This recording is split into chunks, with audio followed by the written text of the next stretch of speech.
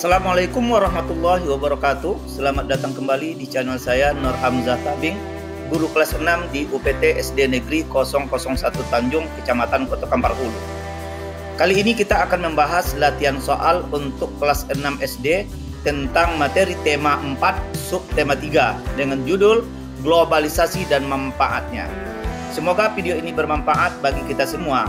Jangan lupa subscribe, share, dan komen. Baik, kita mulai untuk soal mata pelajaran pendidikan kewarganegaraan dengan kompetensi dasar 3.3 yaitu menelaah keberagaman sosial, budaya, dan ekonomi masyarakat. Dengan indikator soal mengidentifikasi pentingnya sikap positif dalam hal keberagaman ekonomi dan mengidentifikasi pentingnya cinta produk Indonesia untuk meningkatkan perekonomian bangsa.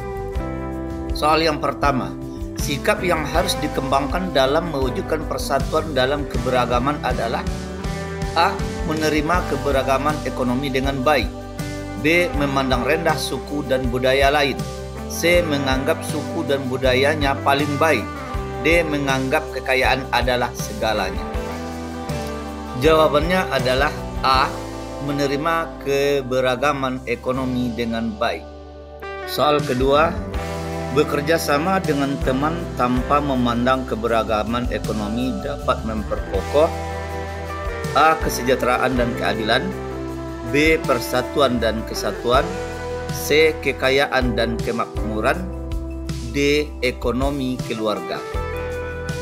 Jawabannya B. Persatuan dan kesatuan. Selanjutnya soal ketiga, menganggap kualitas produk lokal tidak kalah dengan produk luar negeri. Ini merupakan salah satu sikap A. Menolak pengaruh globalisasi. B. Anti produk luar negeri. C. Memberantas kedatangan produk luar negeri. D. Cinta produk Indonesia. Jawabannya D. Cinta produk Indonesia. Selanjutnya soal keempat, berikut ini yang termasuk sikap yang mencerminkan berpikir global adalah A. Mempelajari budaya daerah. B. Mempelajari teknologi modern ke negara lain. C. Meniru semua budaya luar yang menyenangkan. D. Menolak gaya dan budaya negara asing. Jawabannya B. Mempelajari teknologi modern ke negara lain. Selanjutnya soal kelima, selain berpikir global itu penting dalam era globalisasi, kita juga harus punya sikap bertindak lokal, yaitu berperilaku dan bergaya sesuai A. Tren dunia. B. Artis yang sedang viral. C. Kearifan budaya bangsa. D. Budaya luar negeri. Jawabannya adalah C. Kearifan budaya bangsa. Selanjutnya soal untuk mata pelajaran bahasa Indonesia dengan kompetensi dasar 3.2 yaitu menggali isi teks penjelasan eksplanasi ilmiah yang didengar dan dibaca. Dengan indikator soal, mengidentifikasi ciri-ciri kosakata baku pada teks yang dibaca. Yang kedua, mengidentifikasi kalimat efektif dari teks eksplanasi yang dibaca. Soal yang pertama, hari Senin yang lalu Ana izin tidak masuk ke sekolah karena ingin nemenin ibunya di rumah sakit. Ibunya dirawat karena mendapat kecelakaan ketabrak motor. Kata tidak baku yang terdapat pada bacaan di atas adalah A. Senin, izin, karena. B. Izin, kecelakaan, bacaan. C. Izin, nemenin, ketabrak. D. Karena nemenin, masuk. Jawabannya adalah C. Izin, nemenin, ketabrak. Soal kedua, ibunya dirawat karena mendapat kecelakaan ketabrak motor. Perbaikan kata tidak baku pada kalimat di atas adalah A. Karena diganti dengan karena. B. Dirawat diganti dengan diobati. C. Motor diganti dengan mobil. D. Ketabrak diganti dengan tertabrak. Jawabannya adalah D. Ketabrak diganti dengan tertabrak. Soal ketiga, Berikut ini yang bukan merupakan ciri-ciri kata baku adalah: A. Tidak dipengaruhi bahasa asing. B. Digunakan pada percakapan sehari-hari. C. Bentuknya tetap dan tidak mudah berubah-ubah. D. Digunakan pada acara formal atau acara resmi. Jawabannya B. Digunakan pada percakapan sehari-hari. Selanjutnya soal keempat. Anton membelikan baju adiknya. Perbaikan kalimat ini agar menjadi kalimat efektif adalah: A. Adiknya dibelikan Anton baju. B. Adik membelikan Anton baju. C. Anton membelikan adiknya baju. D. Anton membelikan bajunya adik. Jawabannya adalah C. Anton membelikan adiknya baju. Soal kelima. Kalimat yang pertama, film itu saya sudah tonton. Kalimat yang kedua, mereka menyetujui keputusan itu. Kalimat yang ketiga, Diana anak paling tercantik di keluarganya. Kalimat keempat, upacara tersebut dihadiri oleh semua siswa. Kalimat di atas yang termasuk kalimat efektif ditunjukkan oleh nomor A. 2 dan 4, B. 2 dan 3, C. 1 dan 4, D. 1 dan 3. Jawabannya adalah 2 dan 4. Yaitu kalimat mereka menyetujui keputusan itu dan kalimat keempat, upacara tersebut dihadiri oleh semua siswa. Kita lanjutkan untuk soal mata pelajaran IPA dengan kompetensi dasar 3.6 menjelaskan cara menghasilkan, menyalurkan, dan menghemat energi listrik. Dengan indikator soal menjelaskan manfaat sumber alternatif energi listrik. Yang kedua, menjelaskan prinsip kerja sel surya sebagai sumber alternatif energi listrik. Soal yang pertama, ketika sumber energi listrik sudah mulai berkurang, maka kita harus mencari sumber energi listrik titik-titik. A. Baru. B. Alternatif. C. Yang besar. D.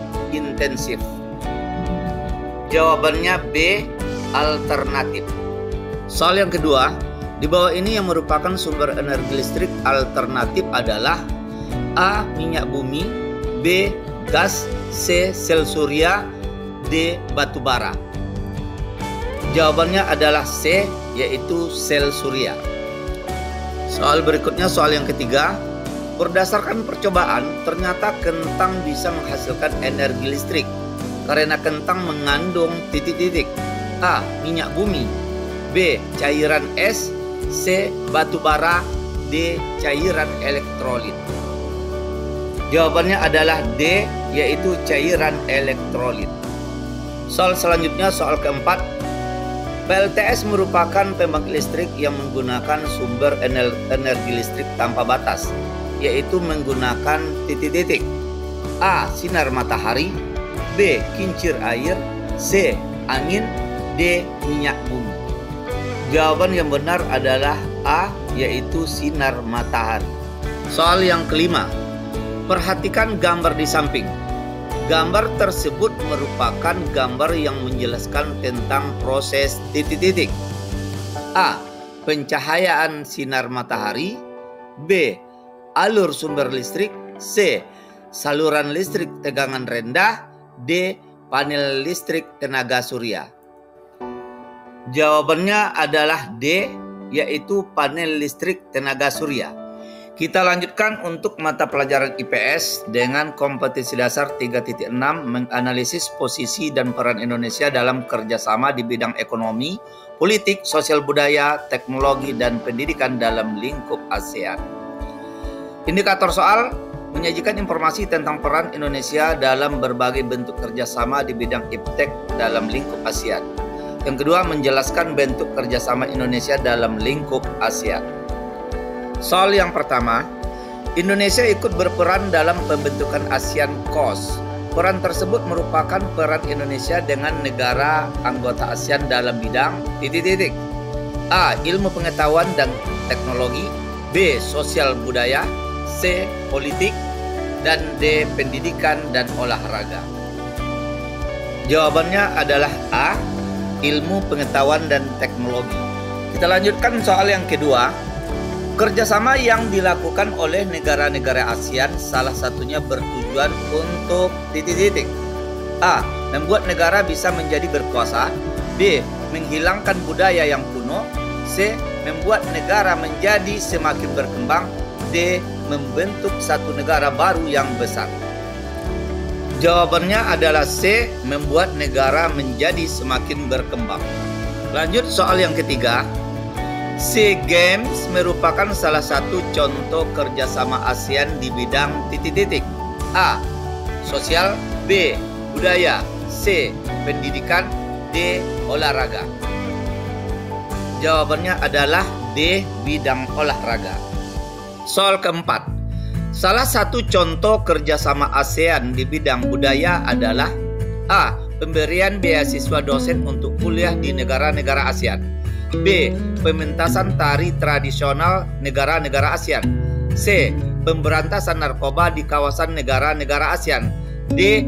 Pelatihan militer bersama. Jawabannya adalah B. Pementasan tari tradisional negara-negara ASEAN. Selanjutnya soal kelima untuk mata pelajaran IPS. Manfaat kerjasama ASEAN dalam bidang budaya adalah A. Melestarikan dan memperkenalkan budaya ke negara-negara lain. B. Mengurangi perselisihan antar negara-negara anggota. C. Memberikan kesempatan bagi para atlet untuk berprestasi. D. Menjaga stabilitas ekonomi negara-negara anggota. Jawabannya adalah A. Melestarikan dan memperkenalkan budaya ke negara-negara lain. Baik, kita lanjutkan soal berikutnya untuk mata pelajaran SBDP dengan kompetensi dasar 3.1 yaitu memahami reklame. Sementara indikator soal yang pertama membuat brosur dengan memperhatikan ciri-ciri brosur yang baik dengan kreatif. Yang kedua membuat poster berdasarkan poster yang baik dan menarik. Soal yang pertama, berikut ini yang bukan termasuk jenis reklame adalah A. Kwitansi. B. Poster. C. Brosur. D. Spanduk.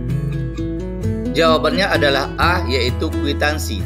Karena yang termasuk jenis reklame adalah poster, brosur, dan spanduk.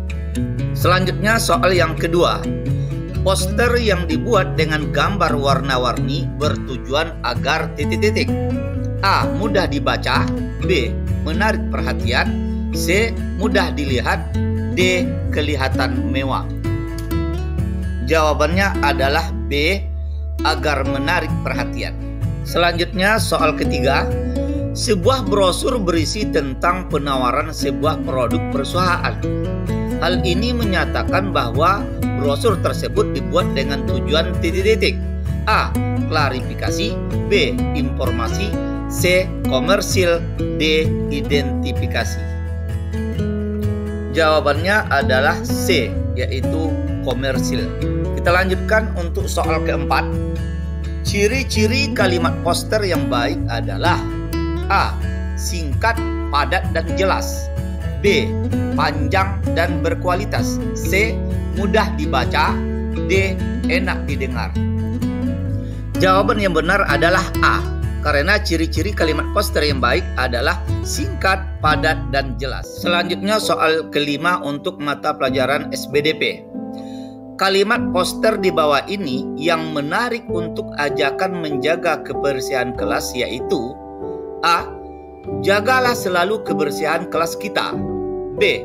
Bersihkanlah kelas kita setiap hari. C. Kalau kelas bersih, bahagia belajar. D.